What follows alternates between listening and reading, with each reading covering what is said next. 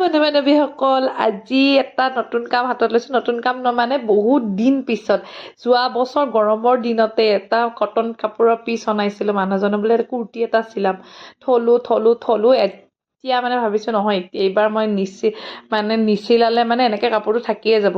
চ' এয়া কাটিং কৰিবলৈ ধৰিছোঁ। মোটামুটি আকৌ 6-7 মাহ পিছত এনেকৈ কেঁচি ধৰিছোঁ যে মোৰ অকণ চিন্তাও লাগি আছিলে কামটো হ'বনে নহ'ব বা পাৰিম নে নোৱাৰিম, মানে ফিনিচিংটো কেনেকুৱা হ'ব সেইটো এটা অকণমান টেনশ্যন হৈ আছিলে। বহুত দিন পিছত মোৰ দূৰণি বান্ধৱীজনীৰ লগত কথা পাতিলোঁ। তাইতো আজিকালি বহুত দূৰত থাকে ন, তো দুইজনীয়ে মানে পাতি আছোঁ দেই, হাতৰ বিদ্যাৰ মৰণ নাই বোলো।